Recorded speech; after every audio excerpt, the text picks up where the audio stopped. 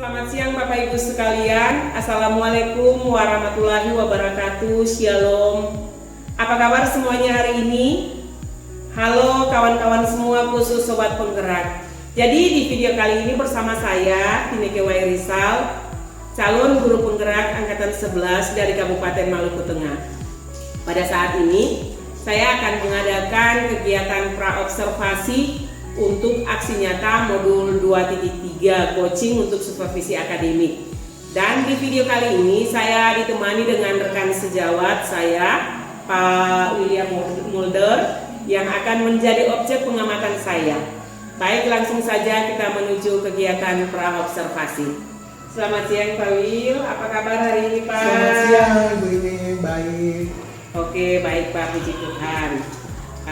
Jadi kegiatan ini saya akan melaksanakan kegiatan praobservasi ya Pak. Tujuannya agar ketika nanti Pak Wil sudah melaksanakan pembelajaran di kelas, kemudian saat saya melakukan observasi kepada Pak Wil lebih siap. Jadi Pak juga lebih percaya diri dengan berbagai hal pada saat observasi nanti ya Pak. Selanjutnya untuk kegiatan praobservasi kali ini ada beberapa pertanyaan yang ingin saya tanyakan kepada Bapak. Boleh ya Pak? Boleh Bu, silakan. Untuk pertanyaan pertama Pak, terkait dengan tujuan pembelajaran nanti dalam proses pembelajaran. Kira-kira tujuan pembelajaran apa yang ingin Bapak capai pada kegiatan pembelajaran yang akan berlangsung?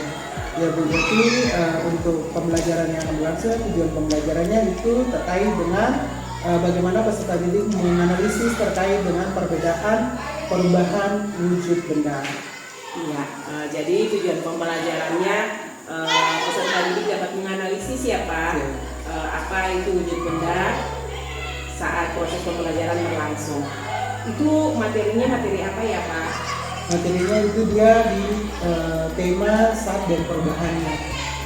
Oke, jadi materinya tema dan saat perubahan. Kemudian untuk area pengembangan, inginnya apa yang akan Bapak kembangkan pada peserta didik saat proses pembelajaran berlangsung. Jadi ketika pembelajaran berlangsung nanti saya ingin peserta didik nanti memiliki keterampilan untuk berpikir kritis, kemudian mengaplikasikan apa yang sudah mereka dapatkan nanti dalam proses pembelajaran dalam kehidupan mereka sehari-hari di rumah dan di lingkungan sekitar. Ya, jadi peserta didik yang Bapak harapkan itu peserta didik dapat mengaplikasikan apa itu saat dan perubahan dalam kehidupan nyata mereka ya Pak. Ya, kemudian Bapak terkait dengan model pembelajaran yang akan Bapak lakukan pada saat proses pembelajaran berlangsung, itu kira-kira Bapak menggunakan model pembelajaran apa? Ya, nanti pada saat pembelajaran berlangsung sesuai dengan rencana pembelajaran yang sudah saya buat, nantinya model pembelajaran ini saya menggunakan model pembelajaran discovery learning. Ya, artinya bahwa saat proses pembelajaran berlangsung, sintak-sintak dari proses pembelajaran itu akan dilalui satu demi satu ya Pak. Kemudian untuk strategi pembelajarannya bagaimana ya Pak? Ya, untuk strategi pembelajaran tentu saja saya menggunakan strategi pembelajaran berdiferensiasi. Ya, jadi prosesnya Pak akan memetakan siswa sesuai dengan gaya belajar mereka. Selanjutnya terkait dengan penilaian. Ya baik Bu, untuk penilaian sendiri pasti tentunya kita ada tes tertulis untuk menilai pengetahuan mereka, kemudian juga kita dalam proses di kelas pembelajaran juga kita ada proses penilaian sikap mereka dan juga dalam hal ini keterampilan mereka juga kita observasi. Jadi proses penilaiannya itu penilaian tertulis, penilaian sikap yang di dalamnya melakukan observasi ya Pak. Ya. Sasaran di kelas berapa Bapak akan mengajar nanti? Ya, nanti saya akan mengajar itu di kelas 7 Ibu. Oke, di kelas 7 ya Pak. Ya. Jam berapa tuh Pak? Untuk jamnya jam pertama dan kedua Ibu. Baik. Hari apa Pak melaksanakan proses pembelajarannya?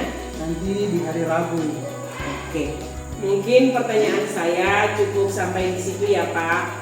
Saya hanya ingin tahu saja arah kegiatan pembelajaran kemana nanti, dan itu akan saya pantau pada proses pembelajaran yang nanti akan berlangsung pada hari Rabu nanti. Saya berharap jadwal yang telah kita sepakati, proses pelaksanaannya bisa berjalan dengan segala baik, di mana dalam proses pembelajaran sesuai dengan yang telah kita rancangkan, tujuan pembelajaran dapat tercapai, kemudian strategi pembelajaran yang Bapak telah rencanakan dapat Bapak terapkan, sehingga seluruh proses yang akan berjalan pada observasi nanti berjalan dengan segala baik.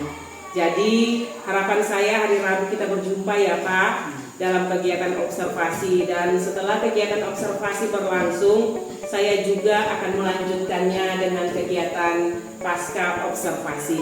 Baik, terima kasih Pak Wil. Sekian dari saya senang bertemu dengan Bapak, dan hari Rabu kita bertemu dalam kegiatan observasi nanti.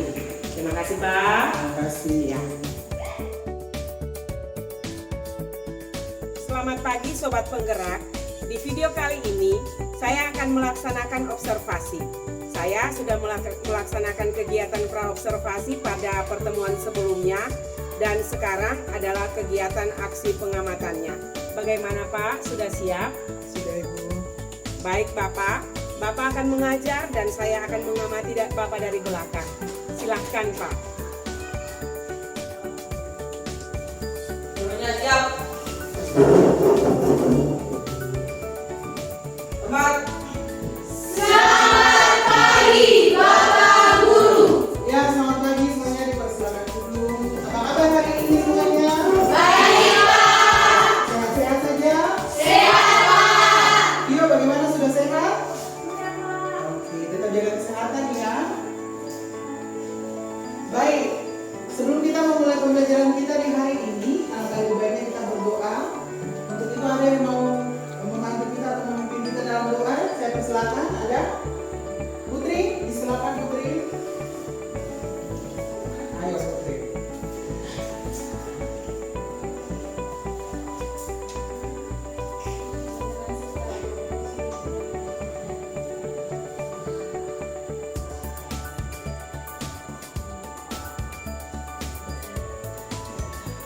Ya, terima kasih Putri. Baik, saya mau tanya dulu, apakah hari ini ada yang tidak hadir?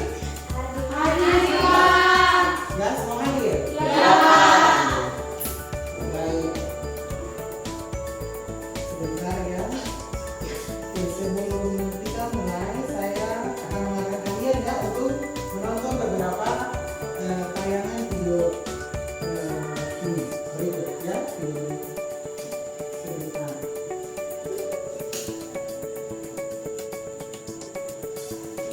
Sebelah sana masih kelihatan? Masih Pak. Sebentar ya. Kode sudah muncul ya.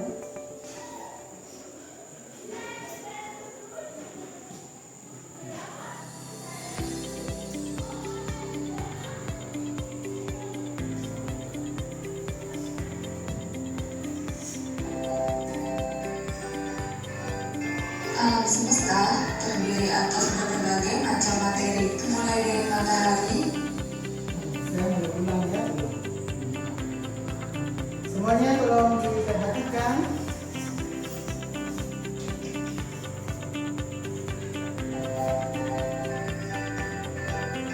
alam semesta terdiri atas berbagai macam materi, mulai dari matahari, komet, asteroid, hingga planet-planet penyusun tata surya. Bahkan bumi sebagai planet tempat kita tinggal terdiri atas berbagai macam materi. Apakah kalian tahu apa itu materi? Materi adalah segala sesuatu yang menempati ruang dan memiliki massa. Beberapa materi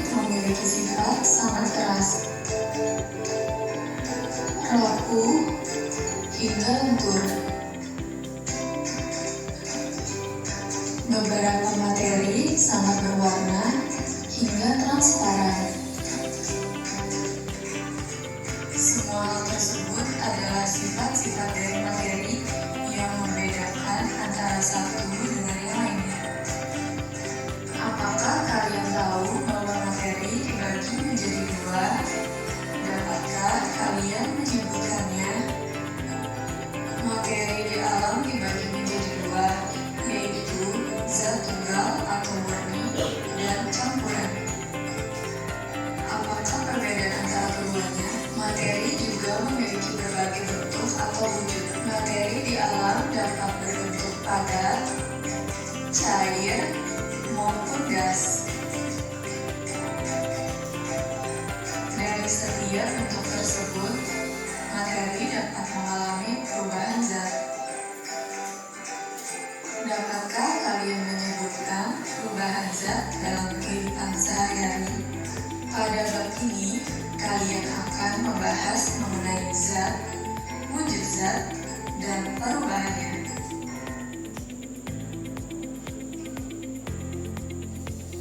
Ya, baik. Bisa dipahami videonya? Bisa, Pak. Oke, tadi Anda sudah lihat video. Kalau minggu lalu kita mengakhiri pembelajaran kita dengan materi pengukurannya, Anda sudah bisa mengukur terkait dengan apa? Tinggi apa? Meja. Mengukur itu ukur apa lagi? Panjang apa lagi? Papan tulis. Itu kita bisa melakukan proses pengukuran. Nah, saat ini kita berdasarkan tayangan tadi, itu ada banyak hal-hal yang terjadi di dalam sekitar kita atau kehidupan kita terkait dengan tadi ada yang dikatakan perubahan materi. Jadi kalau kemarin juga kita sudah menyinggung terkait dengan bagaimana suatu saat itu. Jadi ada berapa jenis saat yang ada di dunia atau yang ada di sekitar kita berdasarkan yang tadi kalian amatin. Ada saat apa? Saat padat, saat cair, dan saat gas. Oke, saat padat, saat cair, dan saat gas. Nah, dalam kehidupan sehari-hari pasti kita melihat banyak sekali perubahan-perubahan yang terjadi dari ketiga saat tersebut. Nah, yang ingin saya tanyakan lagi, apa yang terjadi ketika es itu kita biarkan ada di luar ruangan atau di luar, misalnya kita taruh di atas meja di dalam suhu ruangan? Bagaimana proses yang terjadi pada es tersebut kalau kita biarkan dia lama-lama di suhu ruangan? Ada yang bisa jawab? Boleh angkat tangan? Silakan. Es akan mencair. Bagaimana sampai es itu bisa mencair? Karena dia menguapkan, Pak. Ya, coba Tio. Karena Kenapa? dari saat padat berubah menjadi saat cair. Karena saat padat berubah menjadi saat cair. Lalu, apakah ada perubahan lain lagi setelah itu? Ya, bagaimana ada perubahan tidak? Ada. Perubahan apa yang terjadi kalau misalnya contoh kasus kita kasih masuk lagi ke dalam kulkas, apakah yang terjadi? Tio, bagaimana Tio? Akan membeku. Oke. Jadi itu adalah contoh sederhana perubahan-perubahan yang terjadi dalam kehidupan kita terkait dengan wujud benda. Nah, berdasarkan yang tadi kita akan belajar hari ini terkait dengan perubahan wujud benda. Tujuannya apa? Supaya Anda bisa memahami atau menganalisis terkait perbedaan antara perubahan wujud saat yang terjadi dalam kehidupan sehari-hari. Bisa dipahami? Bisa. Jadi Anda bisa menganalisis terkait perbedaan yang terjadi pada perubahan wujud benda. Oke. Kemarin saya sudah melakukan tes ya untuk Anda di akhir pembelajaran. Kemarin saya sudah melakukan tes. Nah, tes itu menjadi dasar hari ini. Sebelum nantinya saya akan bagikan Anda dalam kelompok. Anda akan duduk sesuai dengan nama-nama yang sudah saya tentukan, itu berdasarkan hasil kemarin. Bisa dipahami? Bisa, Pak. Saya akan bagi dalam 3 kelompok. Anda dalam 3 kelompok. Nanti kelompok 1 di situ, kelompok 2 dan kelompok 3. Sebentar, saya kita tentang namanya dulu.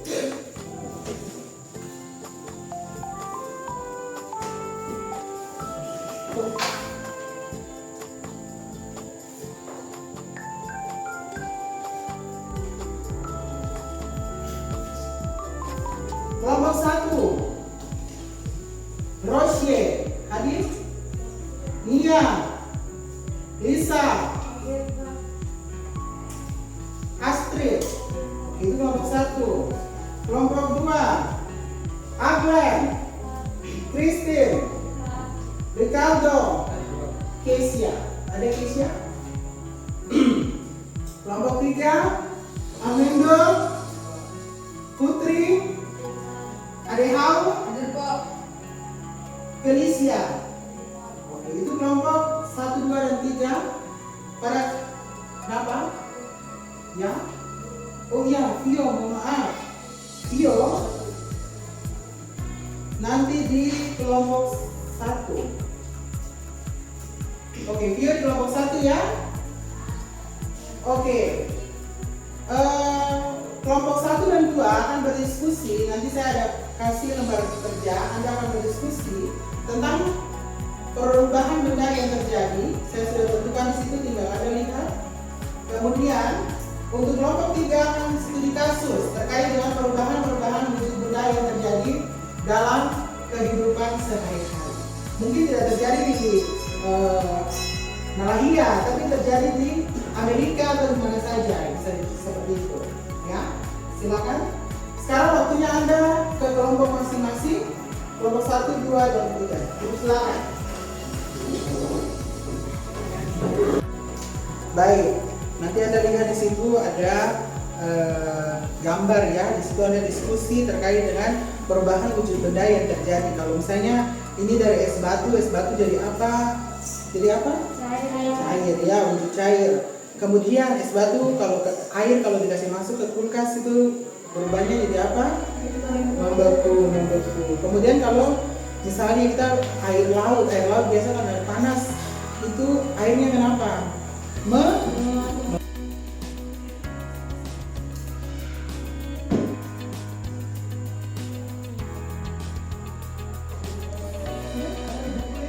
Baik, waktu selesai. Silakan tinggalkan pekerjaan Anda, hentikan semua pekerjaan Anda. Silakan semuanya menghadap ke depan, fokus ke depan. Matikan videonya. Sudah? Oke. Baik, kita akan memulai dengan presentasi kelompok. Kelompok yang akan presentasi duluan adalah kelompok 1.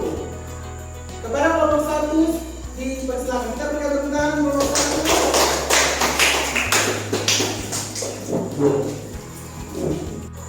Selamat pagi teman-teman dan Bapak Guru. Di saat pagi ini kami dari kelompok 1 akan mempresentasikan hasil diskusi kami.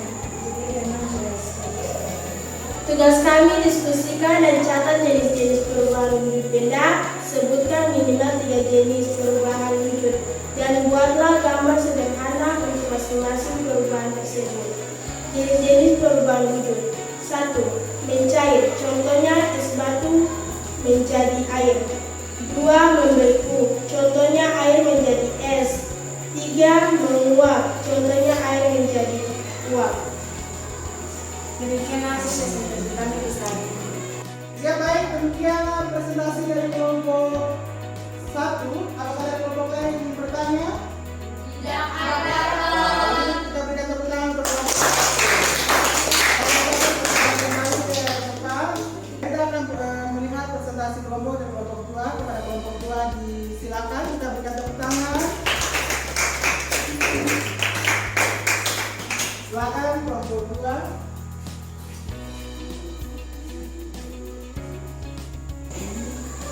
Ya, selamat pagi teman-teman dan Bapak Guru. Di pagi hari ini kami dari kelompok 2 akan mempresentasikan hasil diskusi dari kelompok kami. Untuk itu, bagi anggota yang sudah ditentukan dipersilakan. Proses perubahan wujud benda dan merumuskan langkah-langkah berikut. Contohnya, proses perubahan mencair es dibiarkan di ruangan terbuka, suhu naik es belum menjadi cair, membeku, air dimasukkan di dalam sisir, suhu turun, air belum menjadi es. Menguap, air yang dipanaskan di kompor, suhu naik, air belum menjadi uap. Dan ternyata air menjadi dipanaskan. Demikianlah hasil presentasi kami. Sekian dan terima kasih. Kita berikan tepuk tangan lagi untuk kelompok 2 yang presentasi yang tadi. Apakah ada pertanyaan dari kelompok 1 dan 3? Tidak ada. Kalau itu kelompok 2 silakan.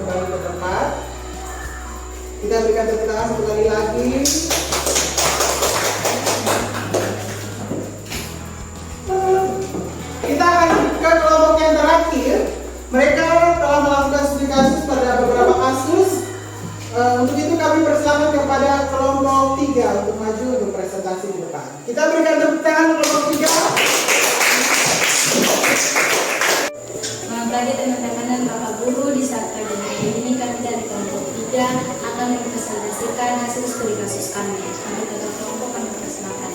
Yang pertama, diskusikan dan analisis faktor-faktor yang mempengaruhi perubahan wujud benda. Buatlah presentasi singkat tentang hubungan antara suhu dan perubahan wujud benda. Yang pertama, faktor yang mempengaruhi. Suhu tinggi dapat menyebabkan benda mencair atau menguap. Demikianlah hasil presentasi studi kasus kami. Mungkin dari teman-teman kelompok lain ada yang memberikan pertanyaan? Ada, silakan. Terima kasih sudah memberikan kesempatan untuk saya memberikan pertanyaan. Dari kasus perubahan wujud yang Anda lihat, apakah ada perubahan wujud lain yang terjadi dalam kehidupan kita? Iya. Pertanyaan dari Adrian tadi, apakah ada perubahan wujud lain lagi selain yang ada yang terjadi di sekitar kehidupan kita? Seperti itu ya Adrian? Oke, silakan. Terima kasih kelompok 2 yang sudah memberikan pertanyaan. Kami mohon waktu beberapa menit untuk pertanyaan yang Anda tanyakan.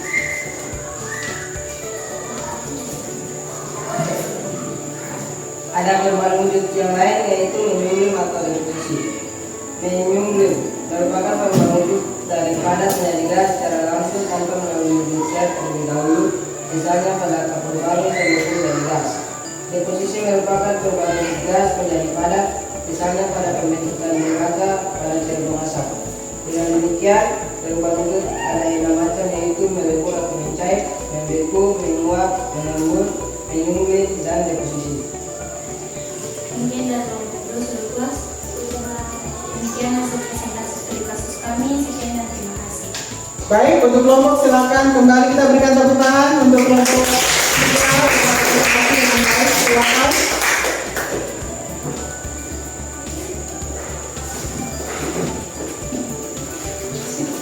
Ya, jadi dalam kehidupan sehari-hari kita seperti yang tadi sudah dijelaskan oleh masing-masing kelompok berdasarkan hasil diskusi dan hasil studi kasus Anda, kita dapat melihat bahwa materi ini adalah sesuatu yang mempunyai masa dan dapat menempati ruang.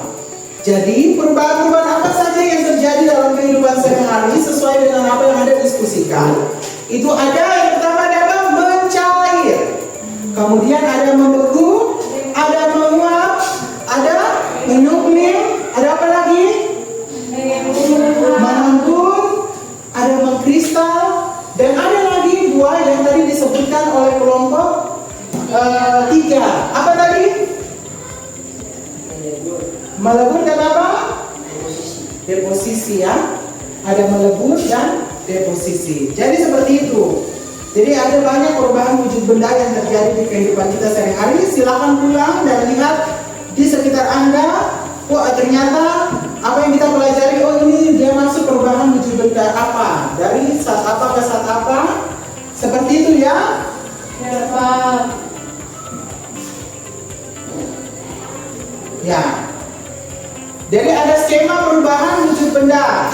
Jadi skemanya itu dari padat ke cair, itu jadinya apa? Mencair. Padat ke cair mencair, cair ke padat melebur, padat ke gas menyublim, ya. Gas ke padat. Oke, kemudian juga ada cair ke gas. Cair ke gas apa? Menguap. Kemudian gas ke cair. Mengembun. Nanti ini proses-proses ini akan terjadi secara terus-menerus dan nanti kita bisa lihat dalam materi selanjutnya ya, seperti itu. Baik, kita akan memberikan kesimpulan sebelum mengakhiri pembelajaran ini terkait dengan materi yang sudah kita dapatkan di hari ini. Untuk itu ada yang mau memberikan kesimpulan saat ini? Saya Pak. Oke, Mendlo silakan. Kesimpulan saya ada 6 perubahan wujud, yaitu melebur atau mencair, membeku, menguap, mengembun, menyublim, dan deposisi. Dari ke-6 perubahan besar tersebut, perubahan wujud yang memerlukan kalor adalah mencair, menguap, dan menyublim. Sedangkan membeku, mengembun, dan deposisi adalah perubahan wujud zat yang melepaskan kalor. Terima kasih ya, kesimpulan yang bagus. Kita berikan tepuk tangan dulu untuk Tadi sudah kesimpulan diberikan oleh Anda, dan sekarang mari kita simpulkan secara bersama garis-garis besar terkait dengan pembelajaran kita hari ini ya. Yang pertama, kita menemukan ternyata ada 6 perubahan wujud benda.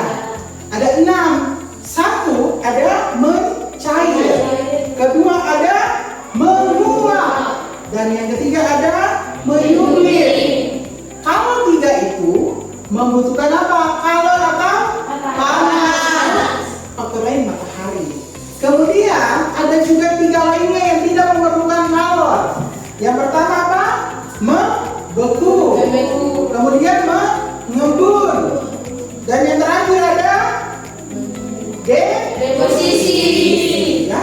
Jadi itu bisa kita ketahui bahwa ada 6 ternyata perubahan wujud benda dalam kehidupan kita sehari-hari. Bisa dipahami? Bisa, Pak. Oke, sebelum kita mengakhiri pembelajaran kita mau berefleksi dulu terkait pembelajaran kita hari ini. Saya ingin bertanya, apa materi yang Anda dapatkan hari ini? Perubahan wujud benda. Nah, adakah materi yang belum Anda pahami? Tidak ada. Anda sudah siap mempraktekkan apa yang Anda pelajari di dalam kehidupan sehari-hari? Sudah. Baik, kita berikan tepuk tangan untuk kita semua. Tugas Anda, sebelum Anda pulang silakan Anda cari, silakan ditulis ya. Silakan cari sebanyak-banyak mungkin contoh perubahan wujud benda di di rumah Anda. Silakan cari sebanyak-banyak mungkin contoh perubahan wujud benda yang terjadi di rumah dan tuliskan prosesnya dalam bentuk jurnal.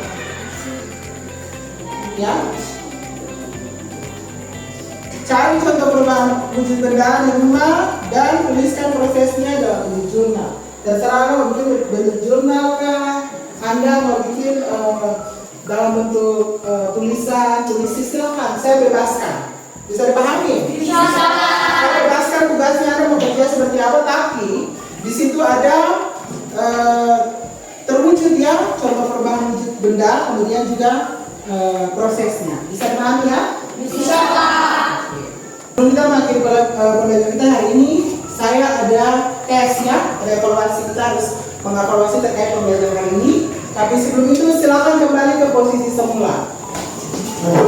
Ya, kita akan tes di saat ini mengevaluasi terkait dengan pembelajaran kita hari ini. Untuk itu, sebelumnya saya minta buku-buku itu dikasih masuk, yang ada cuma pena saja di atas meja.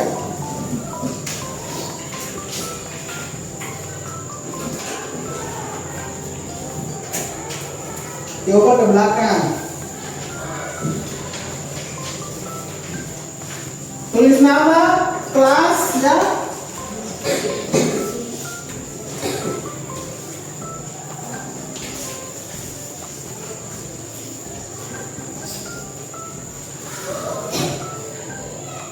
Oke, dikerjakan ya dalam waktu 5 menit. Jangan lupa identitas.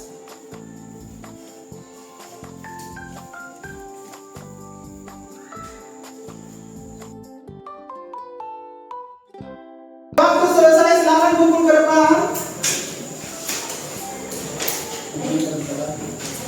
Terima kasih ya, Anda sudah dengan semangat hari ini. Kita akan melanjutkan di minggu depan. Dan sebelum kita mengakhiri pembelajaran kita di hari ini, saya minta satu orang lagi untuk maju memimpin kita dalam doa. Oke, ada Hawi, silakan. Teman-teman, amin. Terima kasih, ada Hawi. Baik, sampai ketemu pertemuan minggu depan. Jangan lupa tugas-tugas dikumpul. Dan tidak boleh ada yang tidak hadir. Kalau tidak hadir, surat izin kalau sakit. Ya, sampai ketemu di pertemuan selanjutnya. Selamat siang. Seluruhnya siap. Hormat. Selamat siang, Bapak Guru. Ya, sampai ketemu lagi.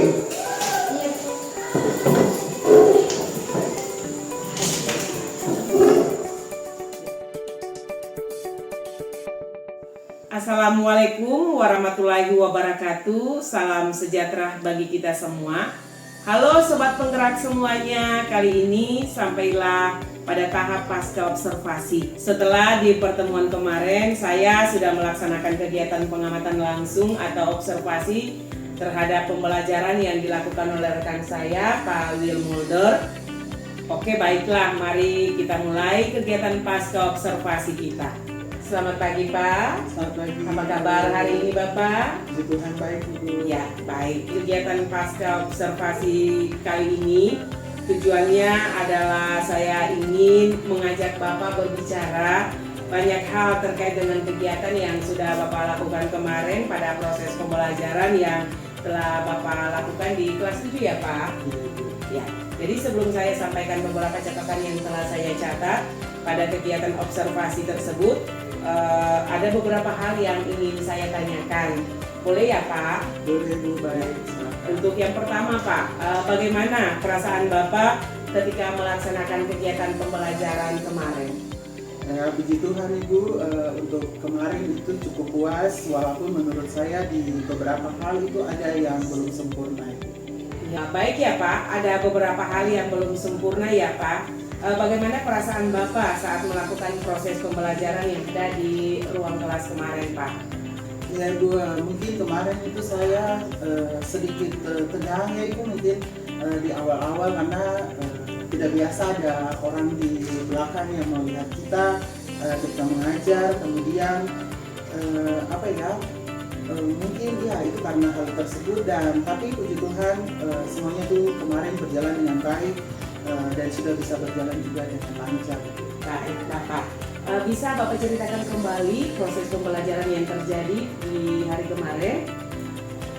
Iya Bu, untuk proses pembelajaran yang kemarin saya lakukan sudah sesuai dengan apa yang saya rencanakan berdasarkan modul ajar kemarin. Lalu untuk prosesnya sudah berjalan sesuai dengan tahap-tahapan yang kemarin saya lakukan, yaitu di mana saya menyampaikan tujuan pembelajaran, kemudian melaksanakan pembelajaran berdiferensiasi, dan pada pembelajaran juga kemarin saya fokusnya kepada diferensiasi konten, di mana saya juga membagi pesan diri berdasarkan profil belajar mereka, dan juga pengelompokannya sudah sesuai dengan gaya belajar mereka. Ada yang di kelas kemarin itu ada yang visual dan audiovisual. Kemudian untuk proses pembelajaran, untuk model discovery learning-nya, apakah sudah terlaksana? Ya Bu, puji Tuhan kemarin sudah terlaksana dengan baik, sudah menggunakan sintaks-sintaks yang ada dalam discovery learning, kemudian peserta didik juga sudah mengikuti langkah-langkah pembelajarannya dengan baik. Ini di catatan saya juga sudah sesuai ya Pak. Beberapa hal yang Bapak sampaikan di praobservasi juga sudah tampak semuanya, terkhusus sintaks dari discovery learning.